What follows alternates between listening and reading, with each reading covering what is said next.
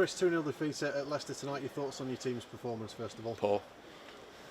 Really poor. Didn't deserve anything out of the game from the first minute to the last. Dean's kept us in the game. For us to get to 82 minutes and still be in with a shout from a scoreline point of view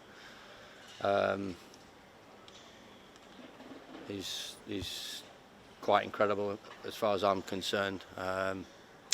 Yeah, we took a huge step back, which is really disappointing. And as I said, I'm not that bothered about what players have achieved and if they've got a promotion under the belt or if they've done okay to well in the Premier League. I'm looking for more, and that's a real disappointment that the players' thought process. Because I don't think they're thick. I think they're quite bright. They're quite bright when you talk about when they want to come and see you about contracts. They're right on the ball for that one and other bits and pieces.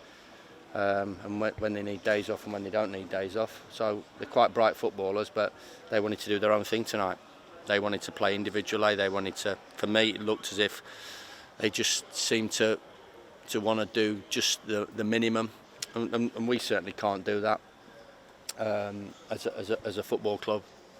The max has to be the max because they're basically League One / Championship players playing in the Premier League. So if they want to go their own way and think that they can just go about it in the manner that they want to go about it, then they're going to keep producing performances like that. And I'm certainly not one to accept a performance like that.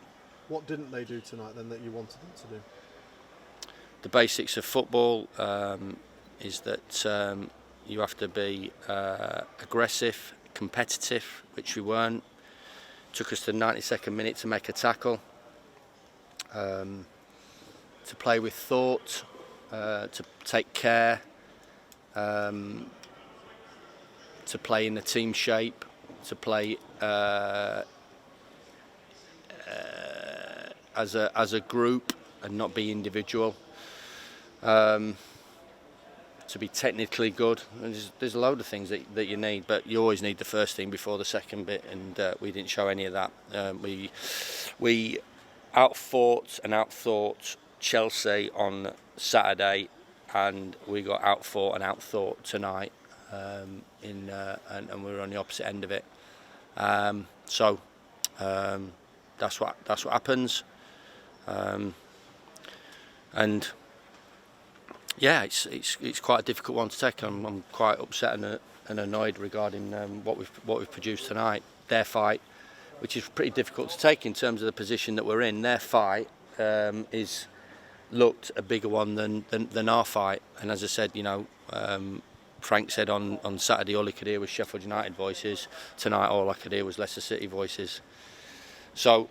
Try and win a game of football by doing your own thing, and in second gear, you're going to be on the end of a result and a performance like that, and it didn't really sit at all well with me tonight.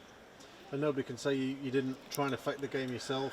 Threw on 3 changes at half time. Midfielders could have made more. Adam, are you surprised that the changes that you made didn't have more of an effect on the game? Could have made more.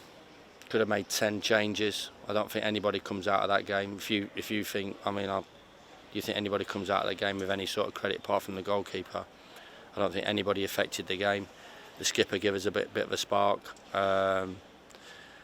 We have to change it. We have to change it. We have to do something. I'm not a manager that just sits back and and just accepts and tries to damage limitation. We have to force the issue somehow, whether it's a tactical change or whether it's a personnel change, and you're looking for substitutes to make an impact. That they didn't make an impact.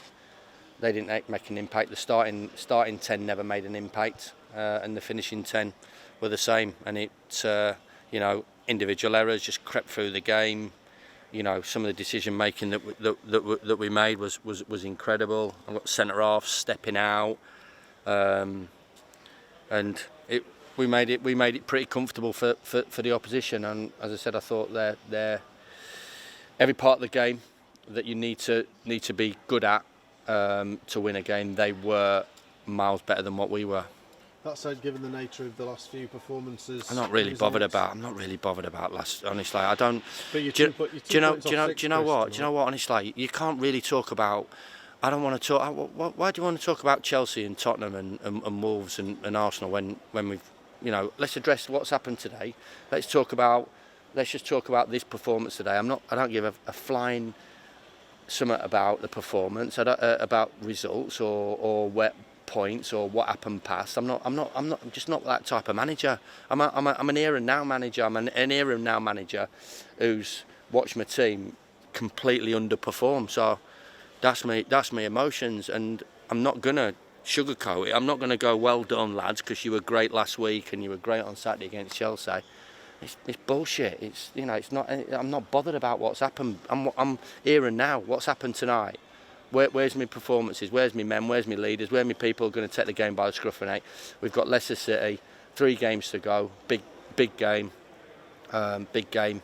Where's my performances? Where's my team that are going to step into this fight and this battle? And they haven't. None of them. And that represents me, and that represents my football club. I think quite fortunate for some of them, because I'm not expecting a huge amount of changes next year, but everybody's playing for something. Everybody's playing, regardless if they signed a new contract or they haven't signed a new contract, or they think they're here or not think they're here. Everybody's always playing for something. Always. We work in the present. We work about what's happened, what's happening tonight out there, and that for me is a million miles off what I expect from my players.